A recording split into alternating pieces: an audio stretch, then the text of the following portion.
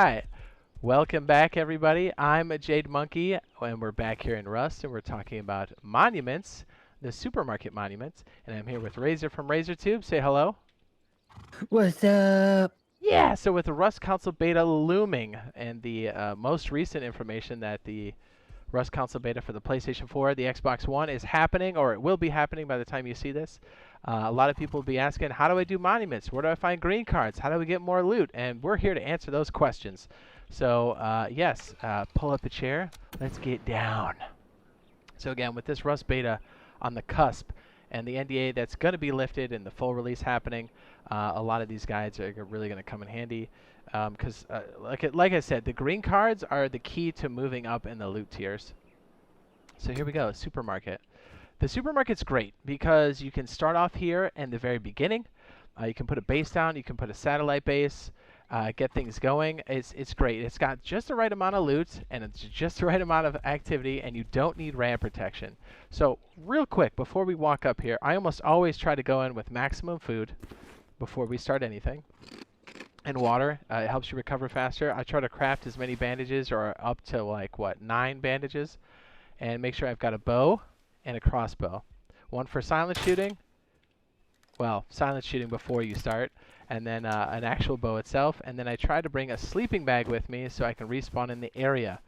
And another thing we like to bring along with us, and we'll just call this super time. Beep, boop, boop, boop. We're going to bring this bad boy down. I'm going to drop a stash down here too. So if we got some good loot, we can bag it out later. I'm going to go ahead and hide this.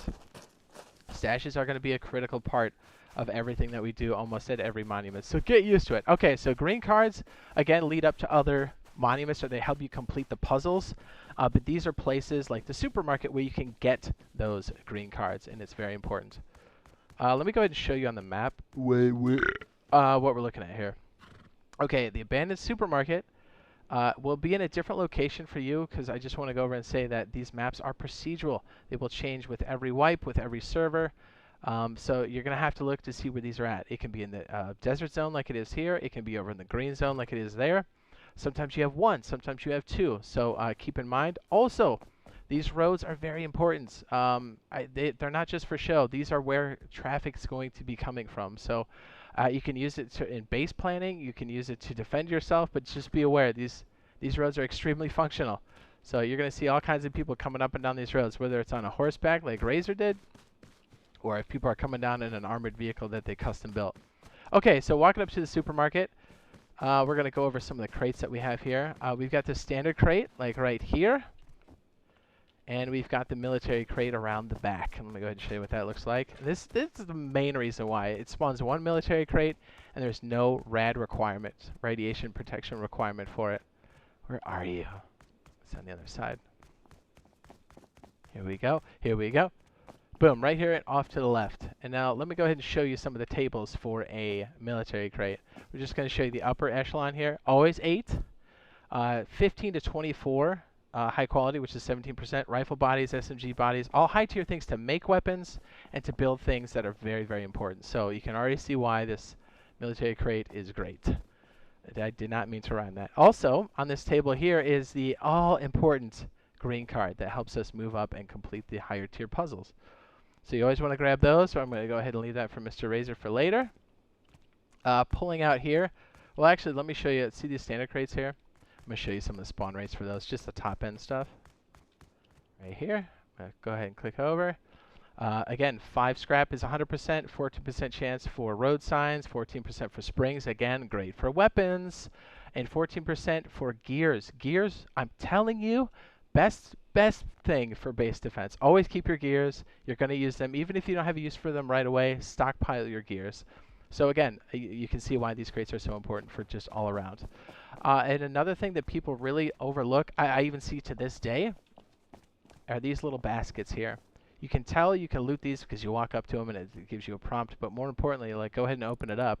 It'll help you with car parts, but it also gives you 8 scrap. That's the same amount of scrap you get in a military crate. And if you don't want these parts, you can take these out and recycle them around the back. And yes, this place has a recycler. It helps you recover. Don't forget about the toolbox that spawns in the back of the car too. Oh yeah, you're right. The toolbox. Did we get one up here, or did I miss it? No, no, no. I saw this with the car parts, and then the toolbox is pretty important because you can get components from it, and then tools, Yeah, and then it's pretty good for beginners when it comes to like looting the supermarket. good call, good call. And we've got back here is a recycler. Again, recyclers are great if you've got a battle buddy, like Razor says. Usually, like when we play, I'll have Razor usually cover me, and we'll be listening for sounds while we do recycling here at the bin. I'm going to go ahead and recycle these. But you can see how loud that is, but you don't necessarily have to be right there. And then you kind of just listen for people to come in.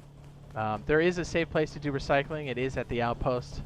We've got videos that cover that and stuff, but yeah, just know that you can recycle in the back of the supermarket. And again, you can already see if you can build semi-close to this place, the spawn rates are rather high. Like they come back quickly, and this is a great place to get your beginner tools. You can bang on barrels. We have a blue barrel here. We have a standard barrel back here, and again, that takes some sort of melee or gunshot to take out. Let me show you some of these other sneaky crates. Here's one. And look, oh, look at that. We got a mixing table. What's up? That's a low percentage. That's good. We got the road sign, 5 scrappy doodles, some more of the road sign itself. We got another box here. Just to kind of show you what you can maybe get on the inside. Let's go ahead and go upstairs, and I'll talk about, after that, we'll talk about the food and such, which is, it can be very important if you're in a place where you're actually burning a lot of food or you're having a hard time growing.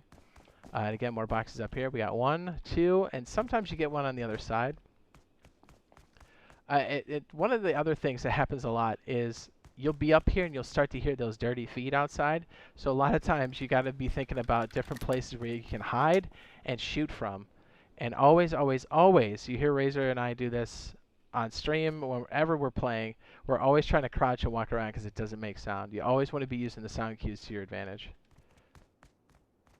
Like, listen for other people. You can really tell what's going on with the sounds itself. All right, so going back downstairs. The supermarket, guess what? It's got food. It can have food and water. Let me show you what some of those look like. I'm trying not to speed through it too much so you guys can get a good idea. These are the guys right here. You can get cans of food and these guys here. And sometimes these jugs, like I have selected down there. The jugs are great. You can help. For us, when we grow things, we take them back to the base and fill them up with water and such. So if you're trying to do like clean water storage, jugs are amazing. And if you don't need them, you can recycle the jugs for metal fragments. Up and down these aisles, you usually see 1 or 2.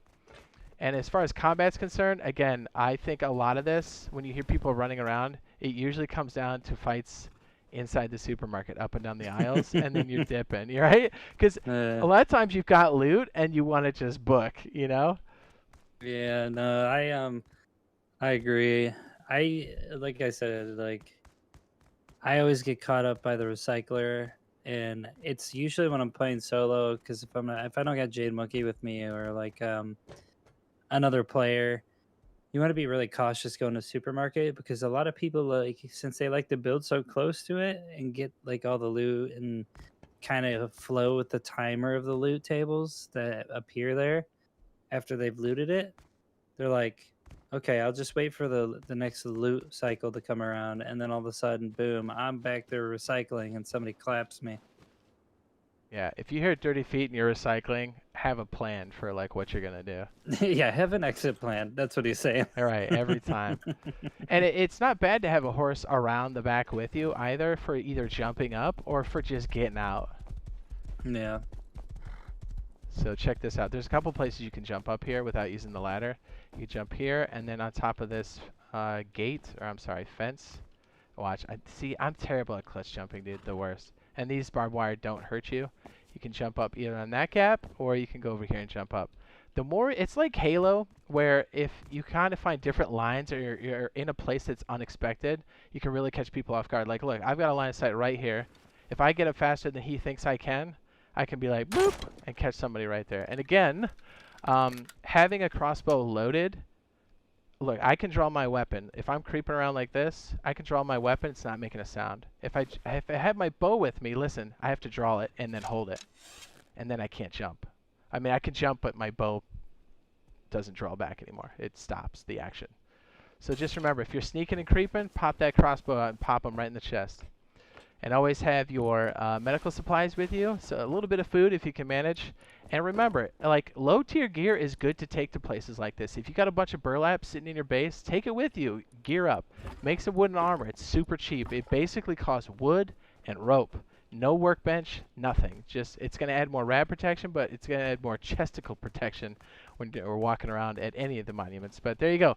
That's the supermarket for official servers. Hopefully by the time you guys are watching this, we're all playing this on the Xbox and the PlayStation. And yeah, RazorTube and I can't wait to be playing this, and we can't wait to actually be streaming it when we're allowed to. And so yeah, hopefully we'll see you guys there on official, and drop a like if you found it useful and helpful. And hopefully we'll see you in the next video / live stream. Love you. Bye.